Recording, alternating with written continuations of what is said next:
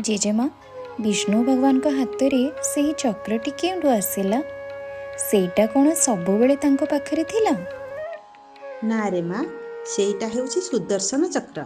ଏହାକୁ ପାଇବା ପଛରେ ଏକ ବହୁତ ବଡ଼ ତ୍ୟାଗର କାହାଣୀ ଅଛି। ବିଷ୍ଣୁ ଭଗବାନ ଶିବଙ୍କର ଜଣେ ବଡ଼ ଭକ୍ତ ଥିଲେ। सत्य ना कौन विष्णु पुणी शिवंकर पूजा करुथिले? ହଁ, ଥରେ ବିଷ୍ଣୁ ଶିବଙ୍କୁ 1008ଟି ପଦ୍ମଫୁଲ ଅର୍ପଣ କରିବେ ବୋଲି ସଂକଳ୍ପ କଲେ।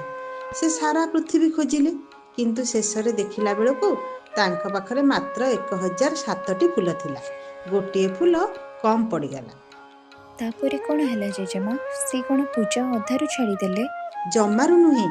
ଶିବ କେବଳ ମୃଦୁ ହସୁଥିଲେ, ଦେଖିବାକୁ ଚାହୁଁଥିଲେ ବିଷ୍ଣୁ କ'ଣ କରୁଛନ୍ତି।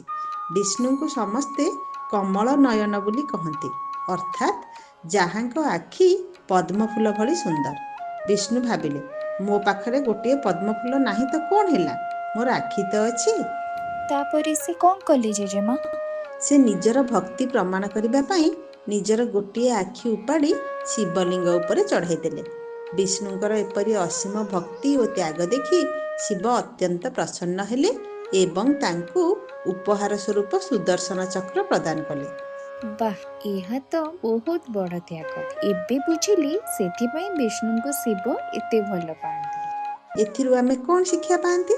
ପ୍ରକୃତ ଭକ୍ତି ପାଇଁ ବାହ୍ୟ ବସ୍ତୁ ଅପେକ୍ଷା ନିଜର ଶ୍ରଦ୍ଧା ଓ ତ୍ୟାଗ ସବୁଠାରୁ ଗୁରୁତ୍ୱପୂର୍ଣ୍ଣ।